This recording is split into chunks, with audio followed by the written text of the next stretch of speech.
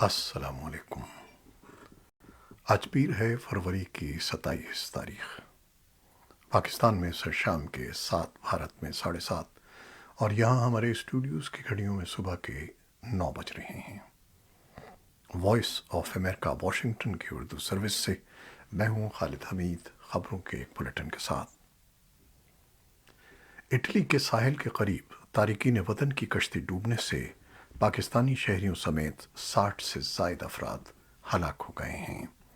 حکام کا کہنا ہے کہ اب بھی کئی افراد لاپتہ ہیں، جس کے باعث ہلاکتوں میں اضافے کا خدشہ ہے۔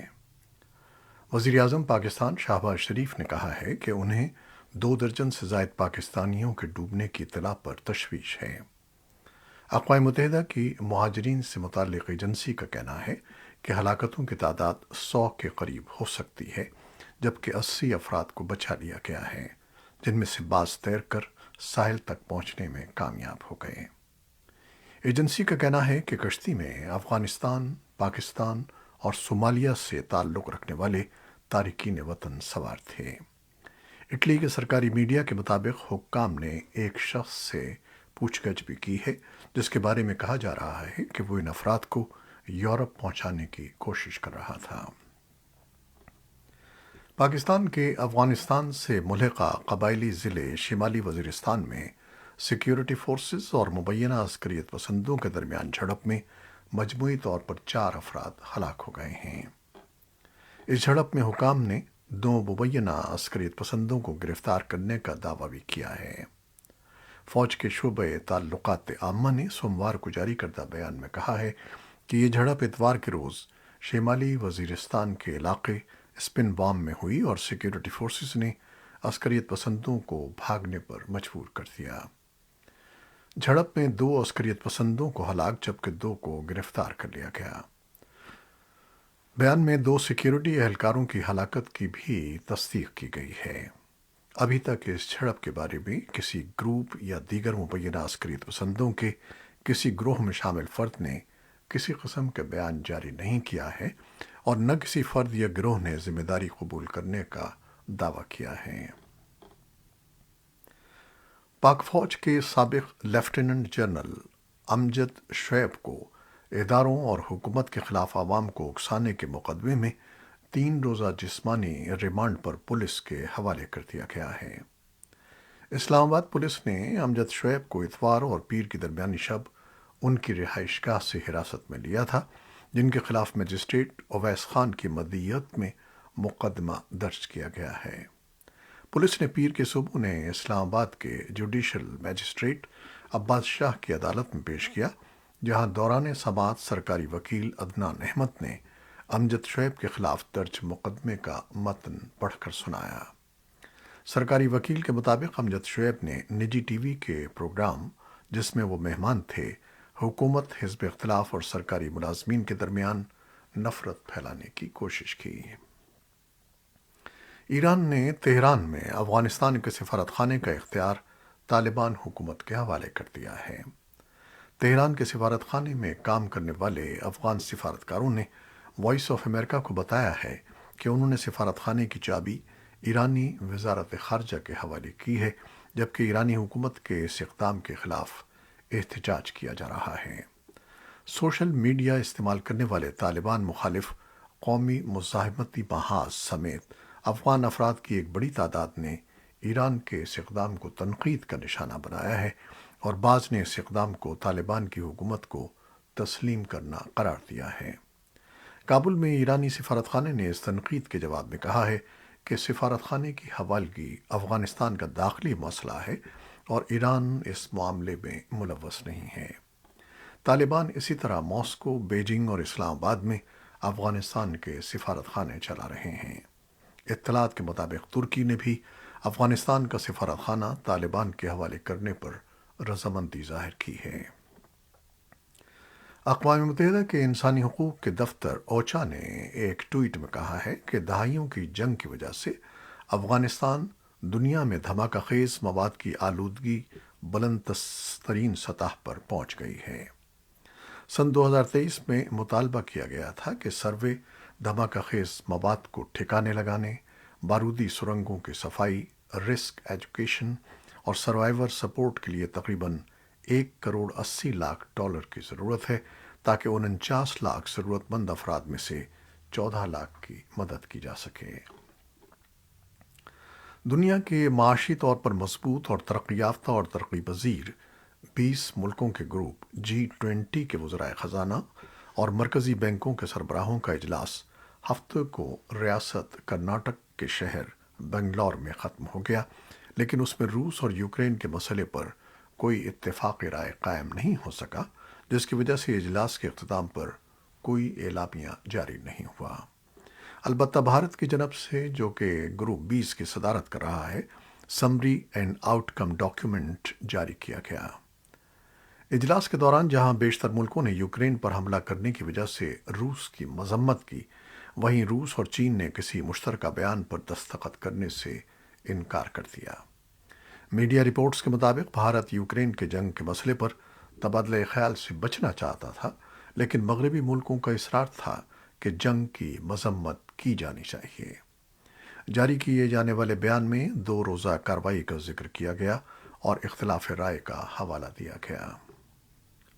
بھارت کی مرکزی تحقیقاتی agency central bureau of investigation نے دہلی کی آبکاری پالیسی میں مبینہ مالی بدعنوانی کے الزام میں دہلی کے نائب وزیر اعلیٰ منیش سسودیا کو اتوار کی شام گرفتار کر لیا۔ سی بی آئی نے ایک بیان میں کہا کہ سسودیا کو انسداد بدعنوانی قانون کی دفعہ 7 اور تعزیرات ہند کی متعدد دفعات میں گرفتار کیا گیا۔ سسودیا دہلی کی عام آدمی پارٹی حکومت کے دوسرے وزیر ہیں جنہیں گرفتار کیا گیا ہے۔ انفورسمنٹ ڈائریکٹوریٹ نے گزشتہ سال مئی میں وزیر صحت ستیندر جین کو فرضی کمپنی بنانے اور منی لانڈرنگ کے الزام میں گرفتار کیا تھا۔ وہ اسی وقت سے تہاڑ جیل میں ہیں۔ دہلی کے وزیر اعلیٰ اروند کیجریوال نے سسودیا کی گرفتاری کو گندی سیاست کا شاخسانہ قرار دیا اور کہا کہ وہ بے قصور ہیں۔ بی جے پی کا کہنا ہے کہ اگر سسودیا بے قصور ہیں تو قانون کا سامنا کرنے میں کیوں ڈر رہے ہیں۔ امریکہ نے اتوار کو اعلان کیا کہ جزیرہ نما کرائمیا یوکرین کا حصہ ہے اور یہ یوکرین کا حصہ رہے گا۔ محکمہ خارجہ نے ایک بیان میں کہا کہ امریکہ روس کے جزیرہ نما کے مبینہ الحاق کو تسلیم نہیں کرتا اور نہ کبھی کرے گا، لیکن اس نے کہا کہ زیادہ فوری تشویش کیف کی افواج کے لیے ان زمینوں کو دوبارہ حاصل کرنا ہے جن پر ماسکو نے اپنی 1 سال سے جاری جنگ میں قبضہ کر لیا ہے۔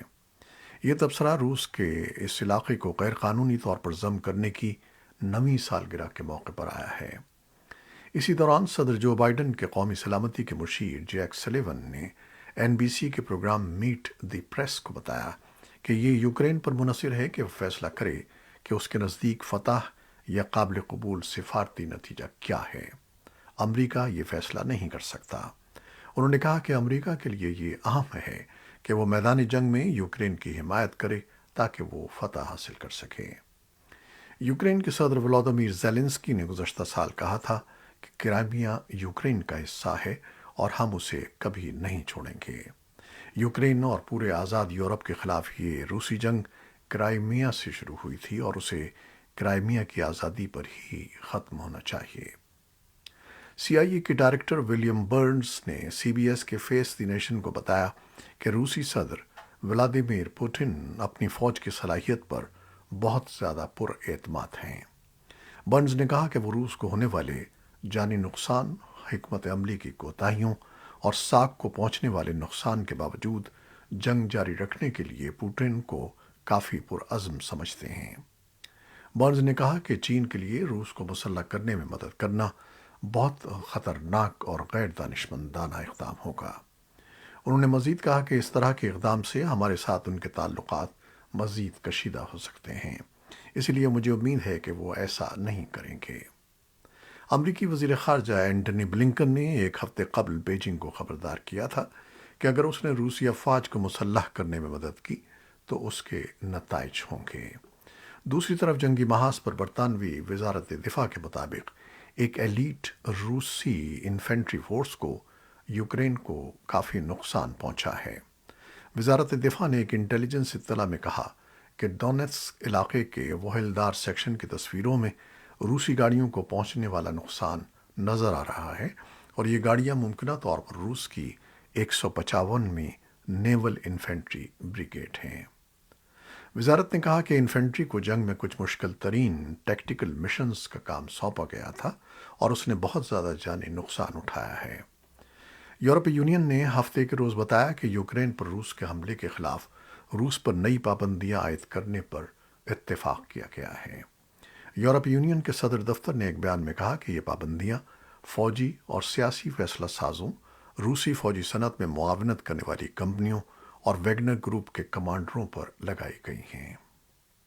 امریکی خفیہ ایجنسی CIA کے سربراہ ولیم برنز نے کہا ہے کہ چینی صدر شی جن پنگ تائیوان پر قبضے کے حوالے سے شکوک و شبہات کا شکار ہیں۔ امریکی نشریاتی ادارے CBS کو دیے گئے انٹرویو میں ولیم برنز کا کہنا تھا کہ چینی صدر نے سن 2027 تک تائیوان پر حملے کے لیے اپنی فوج کو تیار رہنے کی ہدایت کر رکھی ہے۔ CIA کے سربراہ کے بقول روس کو یوکرین میں جس طرح کی مزاحمت کا سامنا ہے، اس کے پیش نظر صدر شی اب تائیوان پر حملے سے متعلق تذبذب کا شکار ہیں۔ ایک مسلح فلسطینی کے ہاتھوں 2 اسرائیلی آبادکاروں کی ہلاکت کے بعد اتوار کو دیر گئے شمال مغربی کنارے میں متعدد اسرائیلی آبادکاروں نے پرتشدد ہنگامہ آرائی کی، جس میں درجنوں کاروں اور گھروں کو آگ لگا دی گئی۔ فلسطینی طبی ماہرین نے بتایا ہے کہ ایک شخص ہلاک اور 4 بری طرح سے زخمی ہوئے ہیں، جو کہ دہائیوں میں آبادکاروں کی طرف سے تشدد کا بدترین حملہ تھا۔ اس سے پہلے اردن نے اعلان کیا تھا کہ فلسطینی حکام نے 1 سال سے جاری تشدد کی لہر کو ختم کرنے کا عہد کیا ہے، لیکن اسرائیلی ہلاکت خیز فائرنگ نے اس اعلان پر شکوک و شبہات کا پردہ ڈال دیا ہے۔ فلسطینی میڈیا کا کہنا ہے کہ تقریباً 30 گھروں اور کاروں کو نذر آتش کیا گیا۔ فلسطینی وزارت صحت نے اتوار کو دیر گئے کہا کہ اسرائیلی فائرنگ سے ایک 37 سالہ فلسطینی ہلاک ہو گیا۔ فلسطینی ریڈ کریسنٹ میڈیکل سروس نے بتایا کہ 2 افراد کو گولی مار کر زخمی کر دیا گیا، تیسرے پر چاقو سے وار کیا گیا اور چوتھے کو لوہے کی پٹی سے مارا گیا۔ تقریباً 95 افراد کا آنسو گیس کی وجہ سے زخمی ہونے پر علاج کیا جا رہا ہے۔ فلسطینی صدر محمود عباس نے اسرائیلی افواج کی حفاظت میں آبادکاروں کی طرف سے کی جانے والی دہشت گردانہ کارروائیوں کی مذمت کی ہے۔ انہوں نے مزید کہا کہ ہم اسرائیلی حکومت کو مکمل طور پر ذمہ دار سمجھتے ہیں۔ ترکیہ میں رواں ماہ آنے والے زلزلے کے نتیجے میں گرنے والی عمارتوں سے متعلق کی جانے والی تحقیقات کے سلسلے میں 184 مشتبہ افراد کو حراست میں لے لیا گیا ہے، جبکہ اس سلسلے میں تحقیقات کا دائرہ مزید وسیع کیا جا رہا ہے۔ حالیہ زلزلے کے بعد گرنے والی عمارتوں کی وجہ سے عوام کے اشتعال میں اضافہ ہو رہا ہے اور لوگ اسے عمارتوں کی تعمیر میں کی جانے والی بدعنوانی کے طور پر دیکھ رہے ہیں۔ زلزلے سے 1,60,000 عمارتیں، جن میں 5,20,000 اپارٹمنٹس شامل ہیں، یا تو مکمل طور پر گر گئے ہیں یا پھر انہیں شدید نقصان پہنچا ہے۔ ترکیہ کے وزیر انصاف بیکر بزداق کا جنوب مشرقی شہر دیار باکر میں صحافیوں سے گفتگو میں کہنا تھا کہ گرنے والی عمارتوں کے حوالے سے 600 افراد سے تحقیقات کی جا رہی ہے۔ ان کا کہنا تھا کہ گرفتار کیے جانے والوں میں 79 کانٹریکٹرز اور 74 وہ افراد شامل ہیں جن کی عمارتیں ان کی قانونی ذمہ داری تھیں۔ ترکیہ کے صدر رجب طیب اردوان، جنہیں اپنے 2 دہائیوں کے دور میں اقتدار کے بعد رواں سال جون میں مشکل صدارتی انتخابات کا سامنا ہے، انہوں نے احتساب کا وعدہ کیا ہے۔ میکسیکو میں انتخابی قوانین میں مجوزہ تبدیلی کے خلاف ہزاروں افراد نے احتجاج کیا ہے۔ مظاہرین کا کہنا تھا کہ صدر اوبراڈو کی جانب سے متعارف کرائے گئے قوانین جمہوریت کے لیے خطرہ ہیں۔ امریکہ کے معاون وزیر خارجہ برائن نیکولس نے بھی ایک ٹویٹ میں مظاہروں پر تشویش کا اظہار کرتے ہوئے کہا ہے کہ امریکہ میکسیکو میں آزاد اور خود مختار انتخابی اداروں کی حمایت کرتا ہے۔ امریکی ریاست کیلیفورنیا میں شدید بارشوں اور برفانی طوفان کے باعث نظام زندگی بدستور متاثر ہے۔ ریاست میں ہزاروں گھروں کو بجلی کی فراہمی منقطع ہے، جبکہ لاس اینجلیس شہر میں سیلابی صورتحال ہے۔